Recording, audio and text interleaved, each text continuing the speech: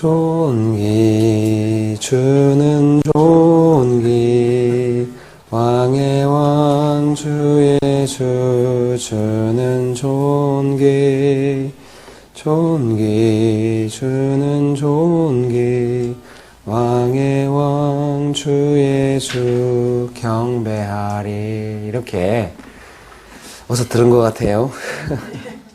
네, 축복합니다. 네,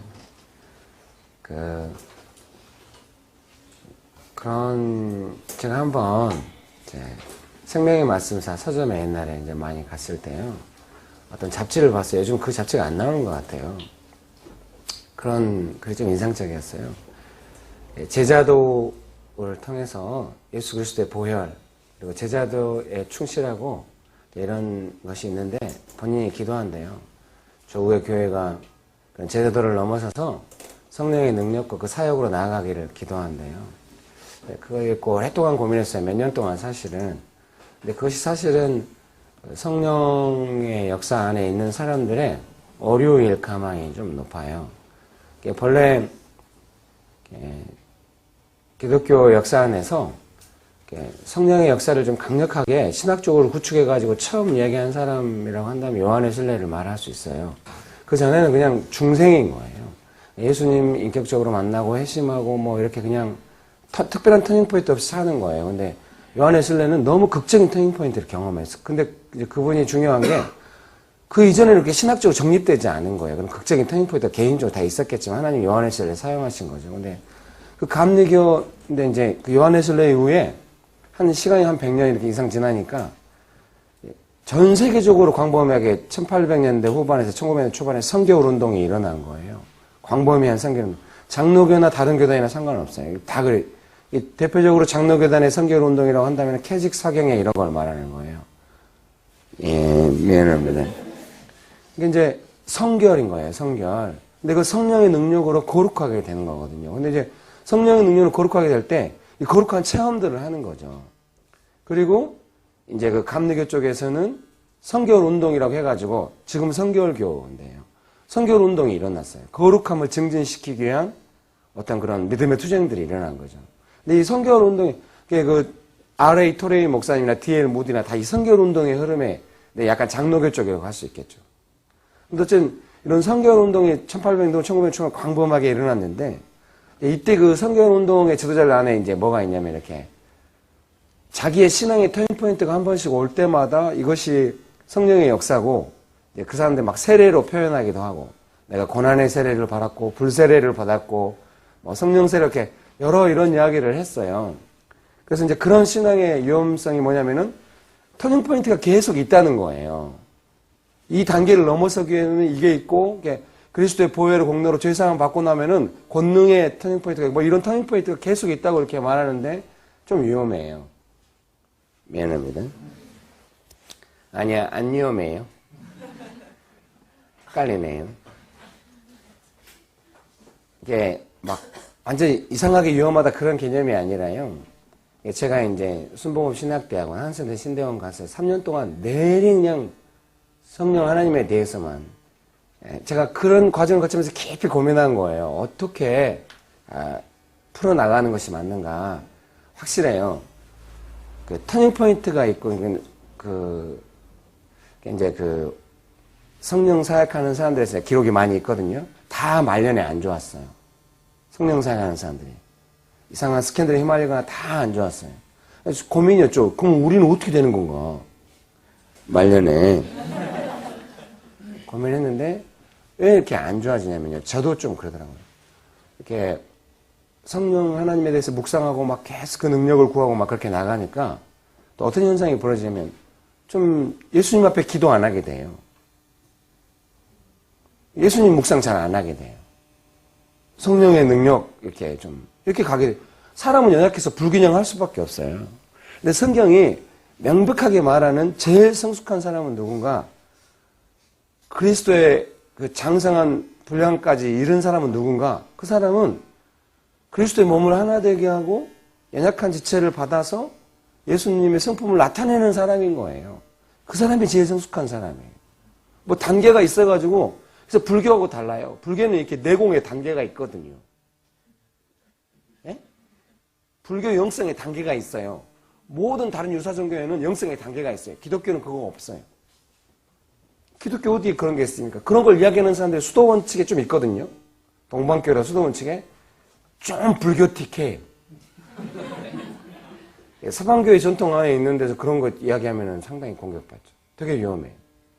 동방교회 향불 피워가지고 막 향냄새 피우면서 그 의식과 절차 안에서 그게 교회 전통 안에 있기는 있지만은 사실은 예수님은 그런 거 한 번도 안 가르쳤기 때문에 좀 애매하죠. 예수님 우리한테 영성의 단계가 있다. 뭐 이렇게 가르치는 게 아니라서요. 성경은 딱 하나를 말해요. 그리스도의 몸을 하나 되게 하고 하나 되게 하면서 다른 사람을 섬겨서 그 사람도 예수님의 성품과 능력을 경험할 수 있도록 도울 수 있는 사람. 그 사람이 제일 성숙한 거예요. 그 일을 위해서 성령의 능력이 필요한 거예요. 제가 이제 성령 하나님에 대해서 묵상하고 능력을 구하고 하나님의 뜻대로 살려고 할 때마다 항상 놓치지 않는 것이 복음서를 묵상하는 거예요. 항상 묵상은 복음서를 하는 게 좋아요.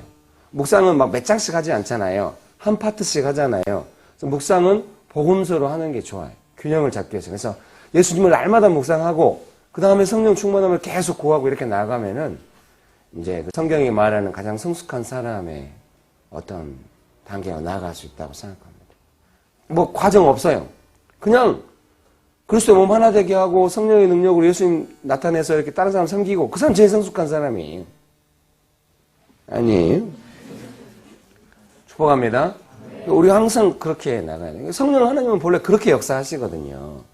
그러니까 항상 내가 예수님을 닮아가고 예수님을 묵상하고 그런 과정에 성령께서 역사를 하는 거지 예수님과 분리돼서 성령께서 역사하지 않거든요. 근데 확실히 수많은 사역자들 보면요.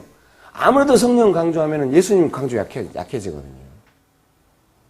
그러면 좀 조심스러워요. 그러면 좀 조심스러워요. 축복합니다. 저도 항상 생각해요. 제가 성령 하나님에 묵상 많이 하고 막 사역이 깊어지고 막 미니스트리를 해야 될수록 항상 묵상은 그 복음서를 보면서 예수님 생각하고 좀 성령의 능력이 클수록 예수님 앞에서 본인이 작아지는 게 좋아요. 복음서를 오랫동안 묵상하잖아요. 예수님이 되게 커져요. 내 앞에서. 나는 작아지고. 근데 성령 하나님은 묵상하면 내가 되게 커져요. 그것이 위험해. 능력이 막 나가거든요. 생각해봐요. 뜨거운 숨이 나고 훅 나오는데 사람이 확 쓰러져 버려요. 얼마나 당황스러워. 내가 뭐나 된 것 같이. 저도 이제 기도하려고 앞에 나와가지고 강하게 하면은 와 하면 사람들 몇 명 쓰러지고 그러던데. 성령께서 역사하시. 누가 가서 기도 안 해도. 그래도 뭐 그 사람 그대로예요. 별로 안 변해.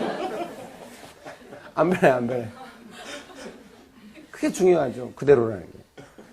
이제 그런 거 이제 하면 계속 그렇게 추구하게 되잖아요. 쓰러지고 싶고 막.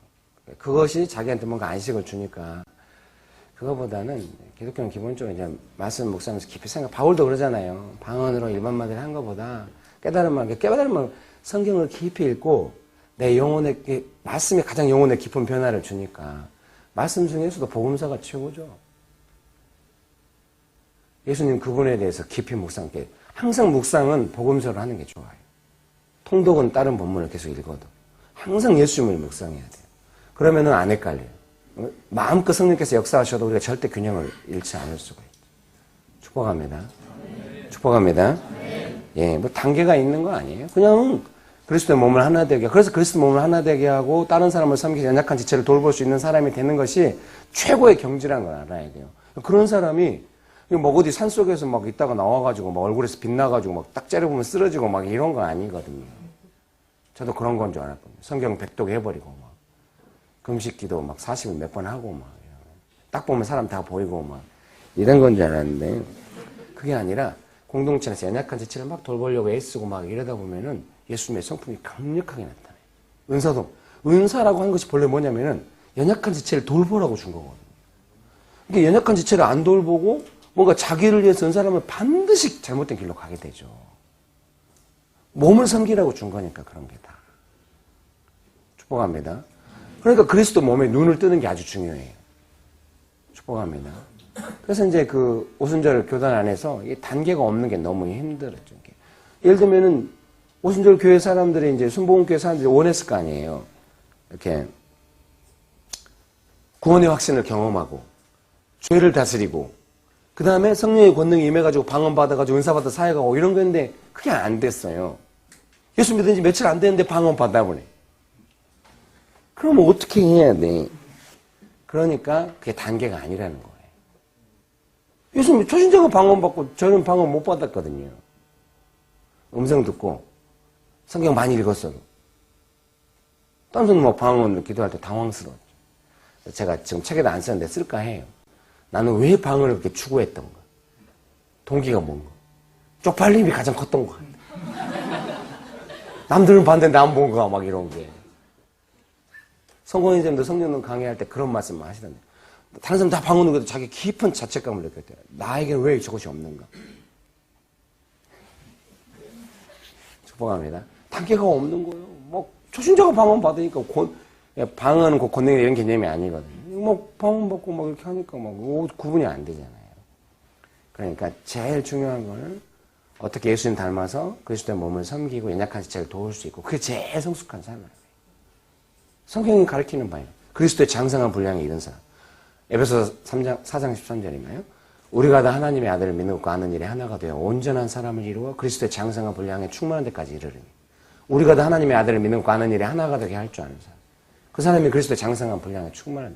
그러니까 자기가 그거 잘 안 되죠. 그리스도의 몸에도 잘 눈 안 뜨고 저 지체가 나오고 뭔 상관이 솔직히 마음 안 와닿죠.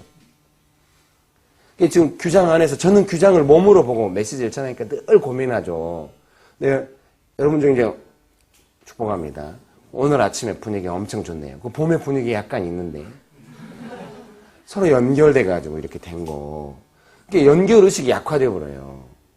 몸에 눈 안 뜨는 사람들은 우리가 성령 안에서 예수님을 머리로 모시고 서로 연결되어 있다고 하는 것에 대해서 잘 모르거든요. 그런 거 눈을 떠야 돼요. 그래야 연약한 지체를 돌볼 수가 있어.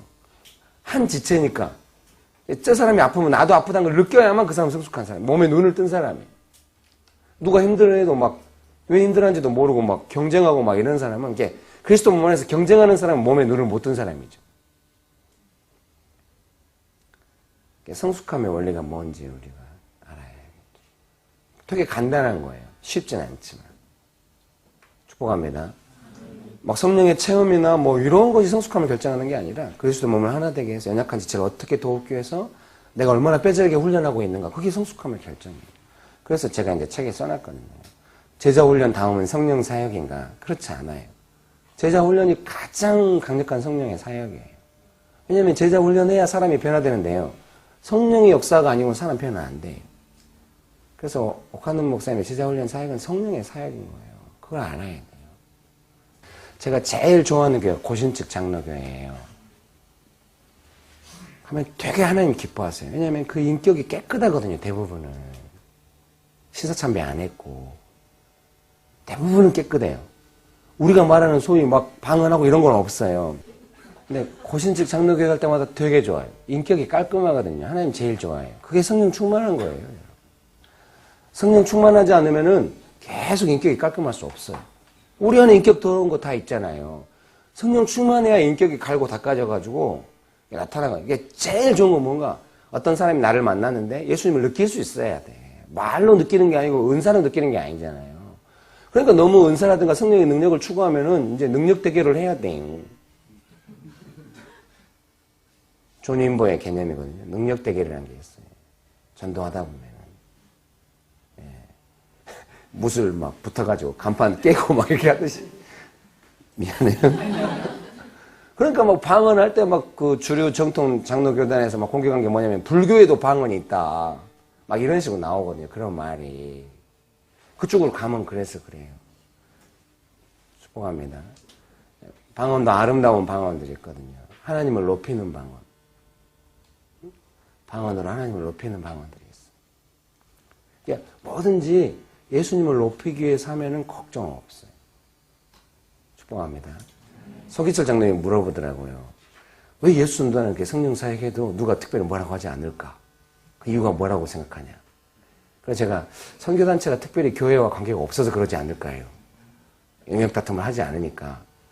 근데 이제 예수 전도 안에서 할 때 제일 중요시 여기는 거는 예수 그리스도, 선교, 이거 항상 중요해요. 그 다음에 성령의 사역. 그러니까 예수 전도 안에서 다양한 교단에서 와 있잖아요. 예수님 강조하고 막 비냐드 추종하는 사람도 있고 고신치기 좋은 사람도 있고 예수님에 다 있는 거예요. 근데 그 사람들이 무리 없이 함께 하나님의 일을 할 수 있다는 그런 배경 안에 제가 컸죠.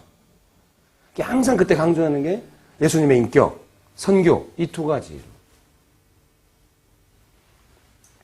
축복합니다. 예. 아니 오늘 말씀을 시편 50편 14절 15절 말씀 시작. 감사로 하나님께 제사를 드리며 지존하신 이에게 내 소원을 갚으며 환난 날에 나를 부르라. 내가 너를 건지리니 내가 나를 영화롭게 하리로다. 아멘. 축복합니다. 감사로 하나님께 제사를 드리며 지존하신 이에게 내 소원을 갚으며. 그래서 이제 결정했어요. 항상 하나님께 감사하기로. 아이고 감사하네요. 근데 아직 표정이 완전히 감사하지는 않네요. 이렇게 하나님께 감사하고 하면은 얼굴에 빛이 나요. 이렇게 하나님을 향하여 눈이 딱 초롱초롱해진단 말이에요. 하나님을 향해서 감사를 잃어버리면은 이제 내 불만으로 눈빛이 나와요. 그래서 설교에도요, 하나님 앞에 초롱초롱한 사람은 얼굴이 보여요. 그러니까 제가 느낄 수 있죠. 봄에 초롱초롱했던 사람이 가을에 안 초롱초롱해요. 그걸 느낄 수 있죠. 네, 하나님 앞에 얼굴이 딱 떠요. 이상하죠? 딱 보여요. 설교하다 보면. 하나님 앞에 이렇게 초롱초롱한 사람. 하나님께 감사하고 막 하나님 중심으로 사는 사람들은 얼굴에 이제 그 감사가 회복되니까 은혜가 회복돼요. 그렇지 않은 사람은 항상 자기 필요에 매였기 때문에 불만을 갖게 되죠. 자기 삶에 대한 불만이기도 하고 혹시 모르죠. 근본적으로 하나님을 향한 불만이 있는지도. 대놓고 하지는 못하겠지만 그러면요 확실해요. 감사가 줄어든다고 하는 건 뭔가 은혜가 줄어들고 신앙이 지금 어딘가로 가고 있다는 뜻이에요. 뒤로 물러나는. 그걸 되게 위험하게 생각해야 돼요. 축복합니다. 뭐 감사하면은 자판기 커피나 맥심 커피 한 잔도 되게 감사하잖아요. 예? 날씨 쌀쌀할 때 오늘 같은 날씨에 딱 이 앞에 나가서 커피 한 잔 마셔도 되게 행복하거든요. 감사가 없으면 스타벅스를 마셔도 짜증나요. 그거는 커피의 문제가 아니잖아요. 자기 마음 안에 있는 이렇게 확실해요. 성령 충만하고 예수님 닮아가는 사람은 삶의 전방위적으로 감사가 있어요. 고맙다, 기쁘다, 풍성한 거예요. 작은 것에도 감사한다는 건 기본적으로 삶이 풍성하다는 소리가. 자기 삶 안에 그런 풍성함이 줄어들었다고 하는 거는 은혜가 줄었다고 지금 자기한테 문제가 있다는 그 신호로 알아먹어야지. 그것도 계속 막 딴 데로 가면 안 돼요. 축복합니다. 축복합니다. 아시겠죠? 그래서 그러면 그때 어떻게 해야 되는가? 나한테 내가 왜 감사를 잃어버렸을까? 왜 내가 하나님께 약속해? 어제 말했지만 어제 그 말 중에 제일 기뻤던 것 같아요. 유머스러우하면서도 명쾌한 말. 하나님 감사 좋아하신대요. 빨리 감사해요. 뭐 감사를 줬고 뭐 이런 상관없어. 하나님이 감사를 좋아한대. 그러니까 우리는 감사해. 하나님 감사 좋아해. 뭐 말이 필요 없어. 하나님 감사 좋아하시니까 우리 막 감사하고 감사 안 하면은 아 내가 하나님하고 약속을 어기고 있구나 싶어가지고 얼른 돌이키고 막 뭐가 문제일까. 하나님을 존귀하게 여기고 존중하는 사람 솔직히 여러분 정직하게 말해봐요. 규장에서 제가 이렇게 말씀 전하고 이러니까 여러분이 저를 좀 존중하는 태도로 대하지만 길거리에서 만나면 그렇게 할까요? 고마워요. 고마워. 근데 여러분의 삶이 되게 바쁘고 막 힘들고 이런데 저를 만났어요. 그냥 하겠죠. 감사해요. 그래도 그 정도라도. 아이고 목사님 오셨어요. 막 이러면서 기쁘게 해준다면 너무 감사하죠. 근데 자기 삶이 바쁘면 제가 와도 귀찮겠죠. 그죠? 삶이 힘들면 더 귀찮고. 혹시 여러분의 인생 중에 내가 어떤 상황에도 그 사람이 왔다. 그럼 존귀하게 대할 만한 사람이 솔직히 있어요? 마음의 중심으로부터? 몇 명이나 되는 생각이 거의 없어요. 많이 없어요. 우리가 그런 식으로 하나님 대해요. 인간관계의 99%가 존귀하게 여기지 않는데 갑자기 하나님만 존귀하게 여기고 그럴 리가 없어. 하나님을 깊이 존귀하게 여기는 사람은 모든 관계에 나오게 돼요. 진심으로 사람을 대하는 거. 좀 이중인격적이죠, 여러분? 대답도 이중적이네. 자기한테 좋은 대답은 얼른 하고 불리한 대답 안 해. 이중인격적이잖아. 나와 이해관계가 얽힌 사람들이나 필요가 있는 사람한테는 존귀하게 잘하고 별로 없는 사람은 그렇게 하고. 그러니까 이제 하나님을 존귀하게 여기고 하나님을 섬기는 사람은, 성령 충만한 사람은 이제 모든 사람을 향하여 이제 그렇게 할 수가 있는 거죠. 길에서 혹시 구걸하는 사람을 향하여도 그를 존중히 여기면서 그게 돈을 줄 수 있고 이런 거는 그 마음 안에 하나님을 향한 존중함과 사람을 향한 존중함이 있어서 그런 게 가능해요. 여러분도 은혜가 있어 봐요. 구걸하는 사람도 돈 주고 싶잖아요. 은혜 없으면 짜증내고 왜 저렇게 안 되냐 막 이런. 아닌가? 저만 그러나 봐요. 이게 자기 신앙을 항상 점검할 수 있어요. 내가 사람을 향하여 존중하는 태도. 그래서 성경은 죽게 하듯 하라. 그 말이 그 말이에요. 우리 안에는 하나님을 향해서도 존귀하게 안 여기니 뭐. 기본적으로 인상 쓰면 이렇게 말하죠. 내가 하나님도 존중 안 하거든? 내가 너라고 존중할 것 같아. 막 이렇게 돼 있는 거. 분위기 안 좋아지네. 네가 뭔데 내가 너를 존중해? 이렇게 돼 있는 거죠. 솔직히 삶의 태도가. 그러니까 조금만 내 눈에 거스르면 죽여버리려고. 남편은 막 미안해요. 제 아내는 항상 저를 존중해 줍니다. 제가 공포정치를 해서 그런 건 아닙니다. 그렇게 느껴져요. 아내가 저를 되게 처녀 때부터 그랬다고 그래요. 간사가 이야기하죠. 선아는 길이가 나타나면 표정부터 달라진다고. 자기 일기에도 써놨다. 우리 옛날에 같이 일기 보여준 적이 있는데 자기 학교에서 학생들한테 소리 지르는 모습을 형제가 보면 어떻게 생각할까? 형제가 이런 모습을 보면 어떻게 생각할까? 막 이렇게. 여전히 지금도 그런 식으로 살아요, 제 아내는. 물론 좀 나이가 먹어지니까 좀. 아들 공부시키다 소리를 버럭 지르더라고요. 내가 들어갔더니 분위기가 싸우니까 아들은 나를 보면서 아빠 구해줘. 막 이러면서. 제가 딱 들어가니 아내가 여보 들어가 있어요. 네. 좀 아들 공부시킬 때는 좀 어려워. 그런데 기본적으로 아들과 저를 향한 그 존중이 좀 특심하다고 느껴요. 다들 표정이 안 존중하구만. 아니 그렇잖아요. 그때 한 번 말고는요. 남편을 향해서 특별하게 이렇게 항상 하려고 그렇게 하는 그걸 느껴요. 되게 행복하죠.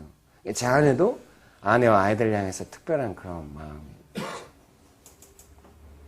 축복합니다. 제가 다른 사람을 향해서도 기본적으로 좀 이렇게 좀 생각하죠. 사람을 두려워하지 않고 이해관계를 따라 사람을 대하지 않고 하나님 주신 마음으로 진심으로 내가 사람을 대하고 있는가 그런 거에 대해서. 그러니까 이제 그렇게 안 대하는 사람이 너무 많으니까 이제 저는 막 자꾸 그렇게 하려고 하니까 밸런스가 많이 생기더라고요. 축복합니다. 여러분 조화롭게 하시되 자기의 관계를 잘 살펴봐요. 너무 이해관계는 존중하는 관계가 없으면 하나님에게도 자기 인간관계가 90% 이상이 존중하지 않고 이해관계를 따라서 그냥 하는데 내가 어찌 눈에 안 보이는 하나님을 존중하면서 이렇게 하겠습니까? 하나님을 존중해. 하나님 특별하게 대해. 하나님 감사 주시니 감사하고 이중인격적으로 대하라는 거야. 내 마음에 감사 하나도 없는데 하나님이 감사하니까 막 감사 이런 개념이 아니라 하나님 말씀 맞다.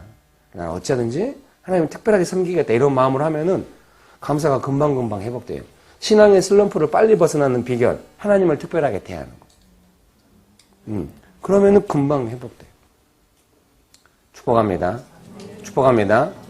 여러분 막 죄 짓고 삶이 막 어려울 때 누군가 와서 그러면 짜증나고 막 이럴 수 있는데 내가 막 죄 짓고 이랬을 때도 나의 하나님은 특별하다 이러면서 하나님을 특별하게 대하고 막 하나님 앞에 가서 막 겸손하게 하고 막 이러면은 금방 회복되죠.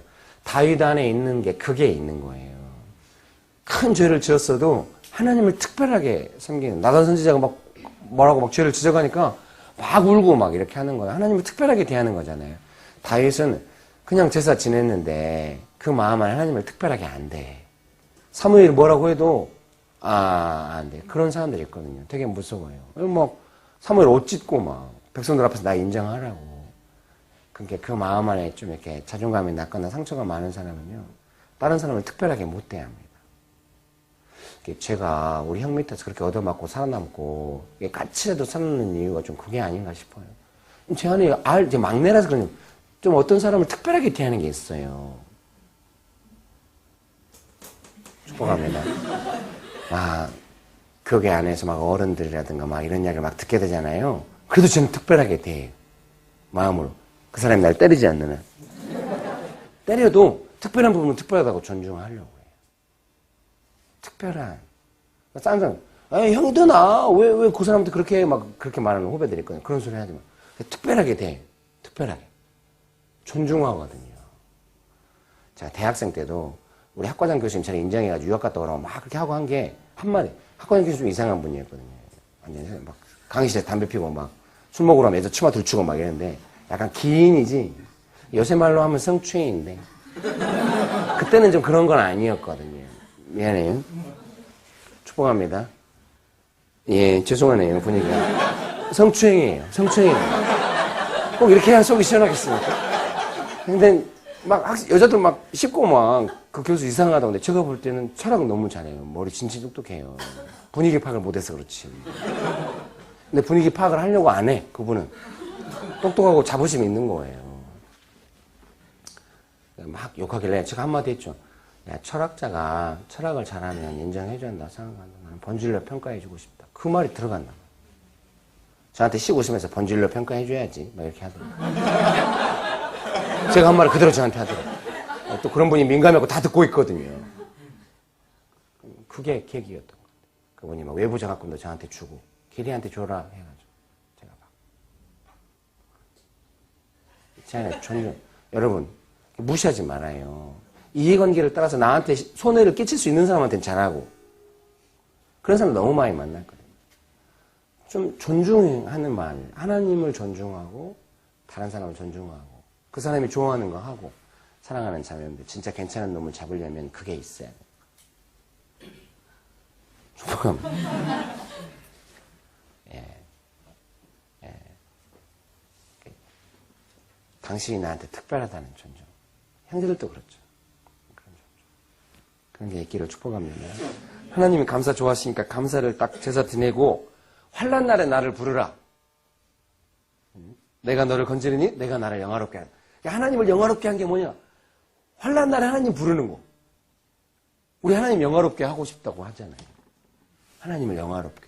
그게 환난 날에 하나님을 두 가지를 말했어요. 첫 번째, 환난이 오면 여러분 하나님을 부르세요? 짜증내세요? 항상 대답이 이중적이에요. 빨리 대답해봐요. 환난이 왔다. 하나님을 부르는 거예요? 아니면 짜증내는 거예요? 하나님도 부르고 짜증내죠. 빨리 말해봐요. 그럼 그건 짜증내는 거예요. 환난 날에 하나님을 부른다고 하는 게 뭐냐면은 이 환난에 대해서 내가 하나님과 한 편이 된다는 거예요. 어떤 사람은 그런 사람이 있거든. 자기 삶이 어려워지면은 주변 모든 사람을 적으로 만든 사람이 있거든. 짜증 풀풀 내면서. 나 기분 나쁘니까 건들지 마 이런 식으로 하고. 자기 지금 기분 안 좋다는 걸 모든 사람이 알게 만들어. 어린 사람입니다. 그 사람이 주변 사람을 이렇게 적으로 만드는데 하나님과는 친구겠습니까? 그렇다고 생각해? 축복합니다. 어떤 사람, 소수의 사람, 이런 사람들, 자기 삶에 환난이 올 때 하나님께도 도움받고 주변 사람들한테 도움받는 사람이 있어요. 그런 사람 돼야 됩니다. 그런 사람 돼야 돼. 보통 사람이 어려워지잖아요. 그러면 남편을 향한 불만이 있지만 기본적으로 자기 삶 안에 불만 지수가 올라가 있잖아요. 지나가는 똥개라도 한번 걷어찰 태세거든요.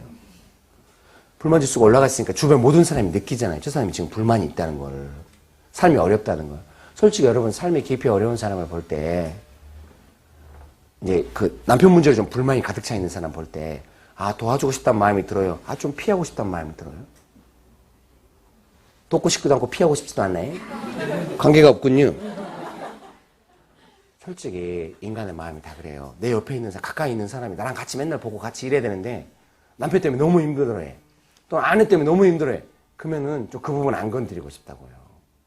그 부분이 좀 더 커지면은 그것이 내 문제가 될지도 몰라.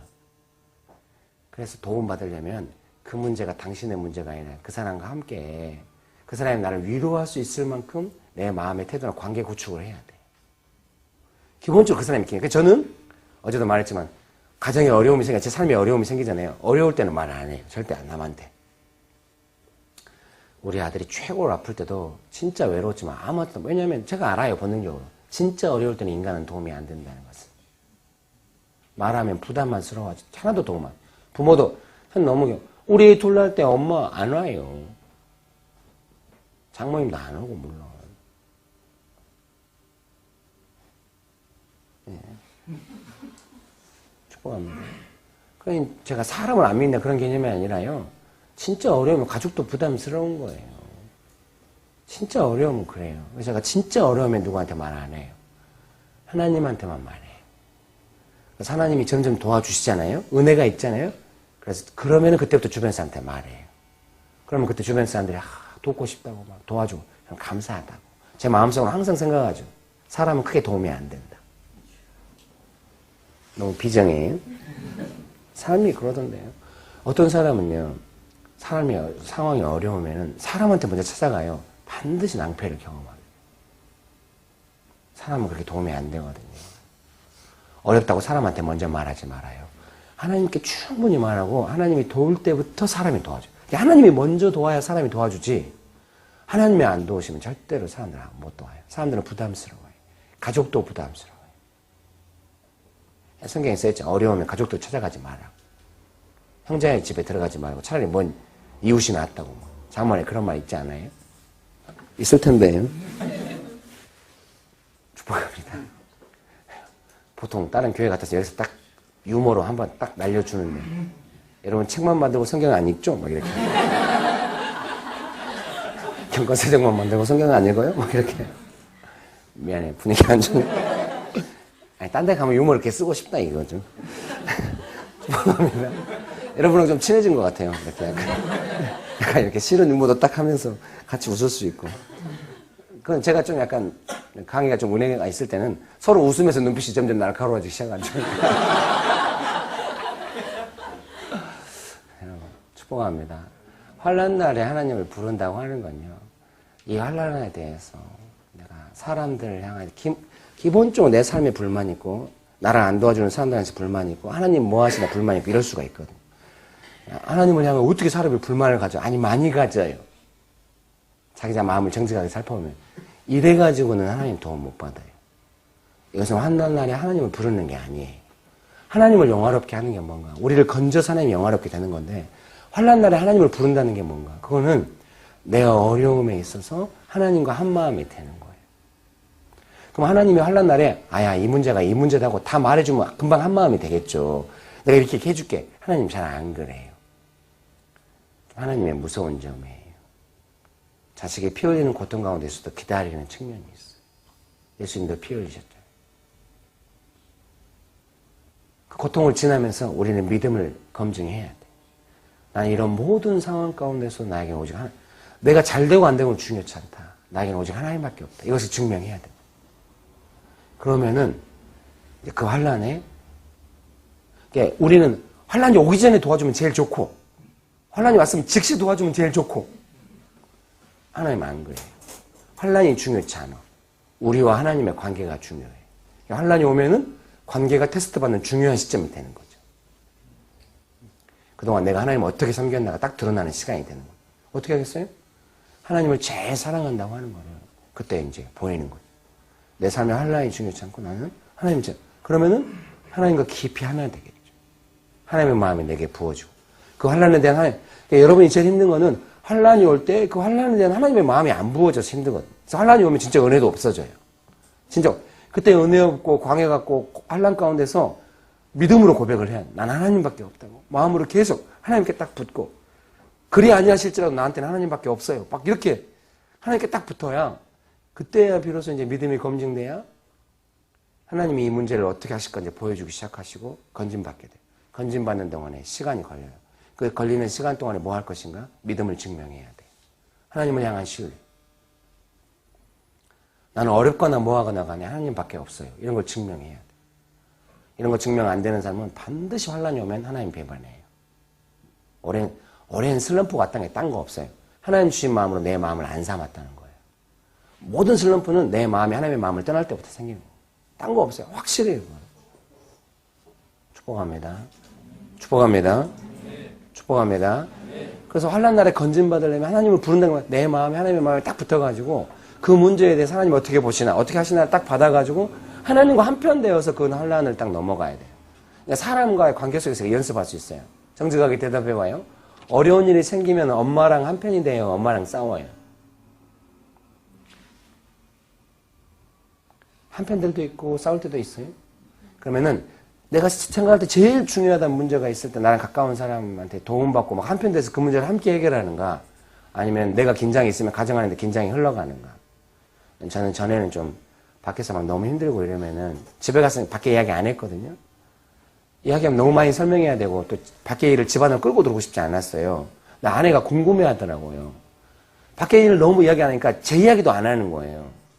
밖에 일하고 연결되어 있는 제 이야기. 사역 가운데 난 이런 결정을 했습니다. 사역을 내려놓기로 했습니다. 이런 거를 아내한테 못 해버리는 거예요.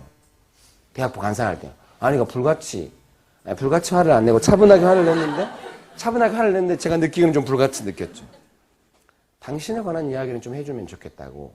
알겠다고. 그다음부터는 제 이야기를 하니까 또 밖에 이야기도 하게 되고 그래서 좀 어려운 이야기를 할 때 좀 제 약점이 돼요.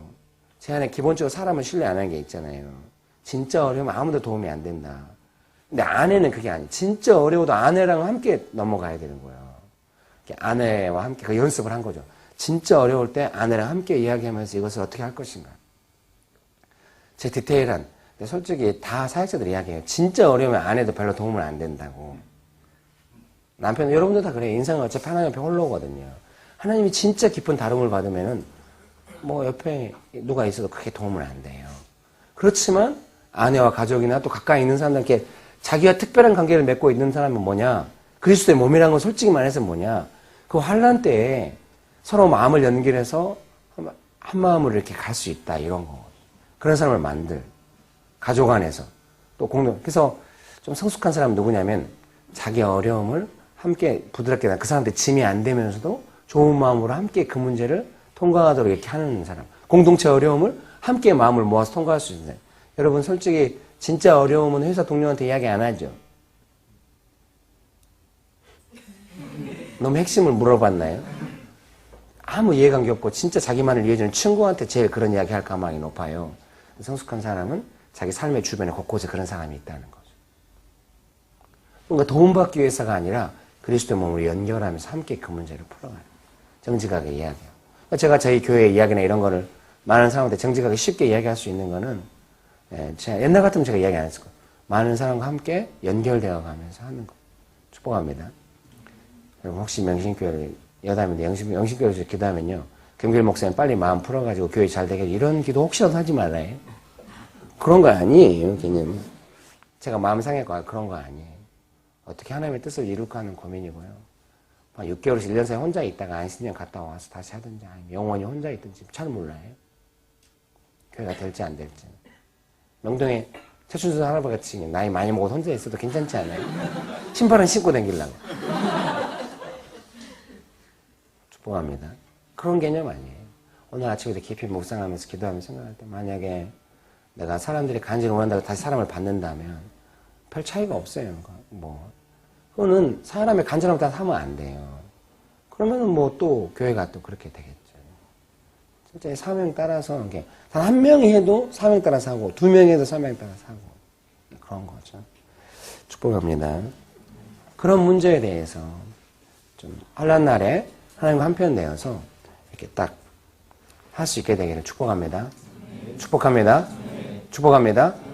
하나님이 원하시는 예배가 이런 거예요. 감사하고 환난이 왔을 때 환난을 하나님께 들고 오는데 하나님이 주신 마음과 믿음을 증명하면서 하나님 주신 마음, 내 마음을 삼으면서 오는 거. 그러니까 환난이 왔는데 찡찡거리면서 예배드리러 오면은 이제 하나님이 구하시는 제사가 아니에요. 하나님이 구하시는 제사는 상한 심령이다. 그 옆에 보겠습니까? 시편 51편 16절, 17절. 시편 51편 16절, 17절 같이 한번 읽어봅시다. 시작. 주께서는 제사를 기뻐하지 아니하시나니 그렇지 아니하면 내가 드렸을 것이라. 주는 번제를 기뻐하지 아니하시나이다. 하나님께서 구하시는 제사는 상한 심령이다. 하나님이여 상하고 통회하는 마음을 주께서 멸시하지 아니하시리이다. 거기 써 있잖아요. 주께서는 제사를 기뻐하지 아니하시나니 그렇지 않으면 내가 드렸을 것이다. 주는 번제를 기뻐하지 아니하시나이다. 하나님께서 구하시는 제사는 상한 심령이다. 하나님이여 상하고 통회하는 마음을 주께서 멸시하지 아니하시리. 믿습니까? 다윗의 특수한 상황이 있긴 있는데요. 기본적으로 여기서 우리가 뭘 할 수 있냐면 하나님이 구하시는 제사, 하나님이 기뻐 받으시는 예배의 첫 번째 중요한 건 뭐냐? 마음의 내용이라는 거예요. 그래서 예배를 영적 예배라고 하는 거예요. 그 영혼의 예배인 거예요. 하나님이 영이시니 영으로 예배해라. 영적인 예배다. 로마서 12장에 오늘 거기까지 가려고 했는데 못 가겠네요. 다음 주에 올게요. 내일은 목포 가서 네, 안 되고요. 다음 주에 월요일, 다음 주 월요일에 아무 일정 없어요. 즐거운 마음으로 올게요. 축복합니다. 제가 마음이 아주 좋아지네요. 축복합니다. 그래서 이제 이렇게 해서 그리스도의 몸, 성령의 역사 이렇게 가려고 해요. 다시. 근데 이제 우리가 하나님 앞에서 어떤 태도를 있을까 하나님이 좀 만질 필요가 있다는 마음을 주셔가지고 제가 이렇게 했는데요. 이게 하나님은 상한 심령, 그런 마음의 내용을 되게 상한 심령이라고 하는 게 뭐겠어요? 아, 내가 하나님의 마음을 잃어버렸네. 다시 어떻게 하면 하나님의 마음을 가질 수 있을까? 그런 걸 하나님이 기뻐하신다. 그것이 예배예요. 하나님이 구하시는 예배는 그런 거. 하나님이 기뻐 받으시는 예배. 지금 환란에 빠졌을 때도 환란이 더 중요한 게 아니라 아, 내가 이 상황에서 어떻게 하나님 앞에 나아갈까? 어떻게 하나님을 더 사랑할까? 이러면서 하나님의 관계를 더 신경 쓰고 그런 사람이 있잖아요. 어려운데 그 어려움을 들으면 도와주고 싶은 마음이 일어나는 사람이 있고 어려운데 같이 들으면 좀 같이 어려워지는 사람이 있고 그러잖아요. 여러분은 반드시 도움받는 사람이 돼야 됩니다. 하나님 앞에 가서 하나님이 원하시는 대로 마음의 내용을 가지고 예배를 드리면 반드시 하나님이 도와주십니다. 축복합니다. 이렇게 해서 어려운 일이 생겼을 때 막 두리번거리면서 방법이 없을까? 이러면서 막 두리번거리다가 하나님도 하나님 방법 없을까요? 그래서 막 또 두리번거리고 이렇게 하나님 대하지 말고요. 비유가 적절치 않나요? 그렇게 하지 마. 하나님 앞에 불만 가득해. 하나님 뭐하고 계세요? 이렇게 하지 말고요. 하나님 이런 일이 생겼는데요. 제 마음이 이만저만하거든요. 이것은 옳지 않은 것 같아요. 이 일 때문에 하나님을 향한 마음이 줄어들려고 하거든요. 죄송해요. 하나님 제 마음을 지켜주시고 저는 사실 하나님밖에 없거든요. 이렇게 딱 겸손하게 하나님께 매달리는 마음. 겸손하게. 주변 사람들 향해서 저 좀 도와주세요. 제가 사실 어렵거든요. 이렇게 막 가서 매달려가지고 왜 안 도와줘? 왜 안 도와줘? 어? 그게 그리스도 지체야? 너 뭐해? 이렇게 하면 안 되거든요. 어떤 사람도 부담으로 도와줄 수는 없어요. 한 번 도와줘도 도와주고 나도 기분 나빠요. 아무리 그 사람 어려워도 부담으로 도와주고 나면 기분 나빠. 감동으로. 우리는 하나님을 감동시켜야 돼요. 그러면 주변 사람 감동시켜줘요. 축복합니다. 하나님 그런 마음 좋아. 그런 마음을 받고 싶어. 어려운데 하나님 사랑하는 마음. 그런 마음을 하나님이 기뻐 받으시는 예배라고. 상한 심령, 가난한 마음. 하나님밖에 없어요. 어려울수록 하나님 앞에 그런 마음으로 나아가는 여러분 되시길 축복합니다. 앞으로 하나님 앞에 나아갈 때 태도를 싹 바꾸도록 하세요. 모든 상황에 하나님 사랑하는, 하나님 기대하는 마음. 하나님께 도와달라는, 하나님께 의지하는, 하나님께 피하는 마음. 축복합니다. 방법 찾다가 하나님도 하나의 방법이다 이렇게 나가면 진짜 무서운 거고요. 하나님을 향해 불만 갖고 나가면 진짜 무서운 거고요. 나에게는 하나님밖에 없어요. 이렇게 항상 하나님만 있는 그럼 여러분 되시기를 축복합니다. 예. 찬양 하고 아니 요새는 제가 이렇게 좀 이렇게 하는 게 그 우리 속사람 그 영혼 마음의 밭을 계속 하나님이 만져주시길 제가 바라거든요. 그런 내가 있으면 좋겠습니다. 찬양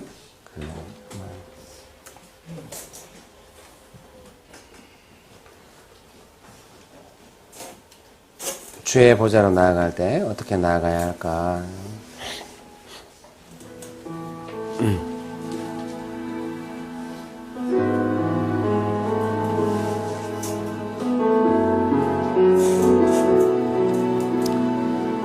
주의 보좌로 나아갈 때 어떻게 나아야 할까?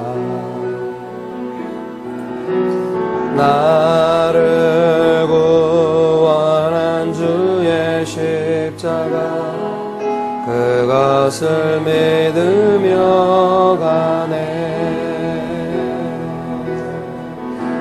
주의 보좌로 나아갈 때에 나 여전히 부족하나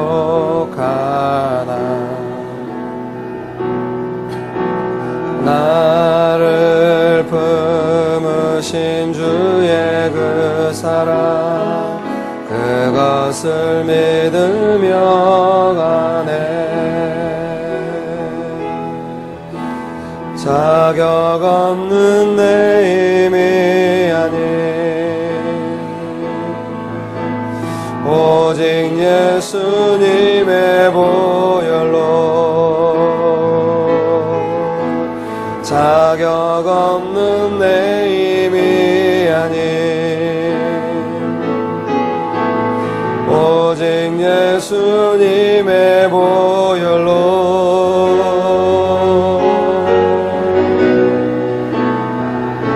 십자가의 보혈 완전하신 사랑 힘입어 나갑니다. 십자가의 보혈 완전하신 사랑 힘입어 예배함. 십자가의 보혈 완전하신 사랑 십자가의 보혈 완전하신 사랑 힘입어 나갑니다.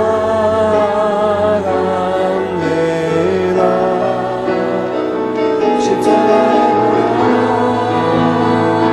완전하신 사랑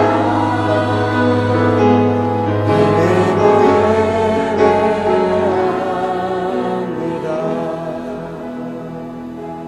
존귀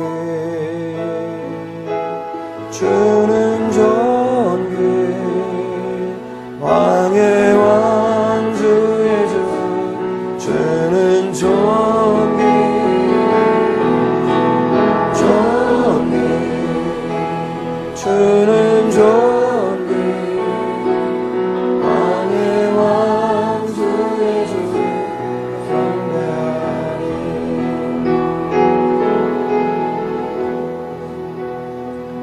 두 손 들고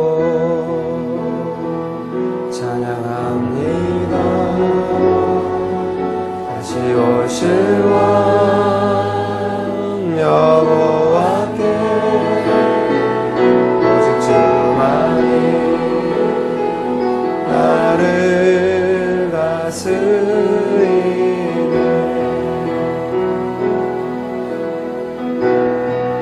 나 주님만을 섬기. 정말로 그래요? 헛된 마음 버리고 이혼해 홀라발라 스카라발라발라발라요 홀라스코리 호리 아라스카라발라 앞에 내 생명 드리리라.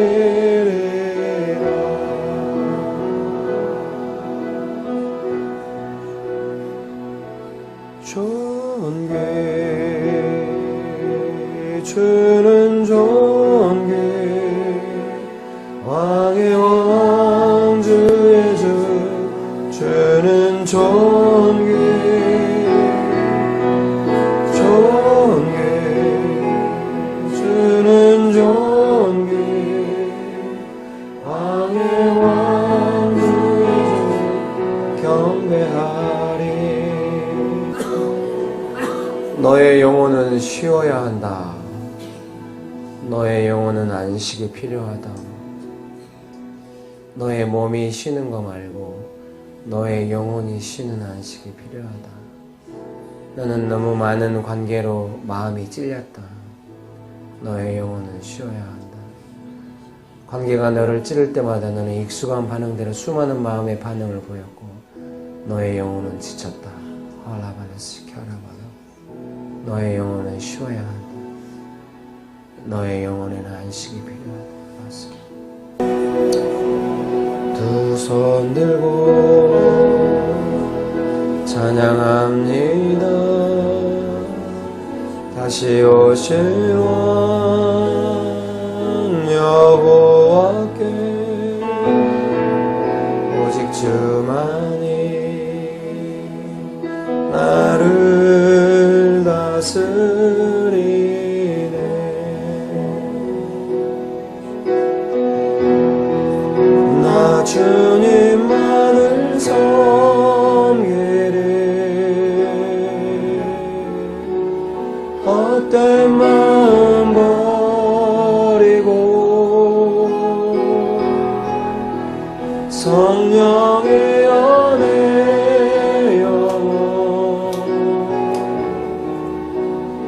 충만하게 하소서.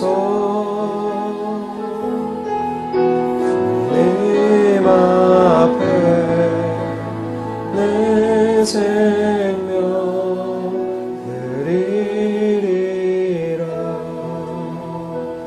좋으신 주님, 나의 주님, 좋으신 주님, 좋으신 주님, 좋으신 주님, 좋으신 주님, 나의 주님.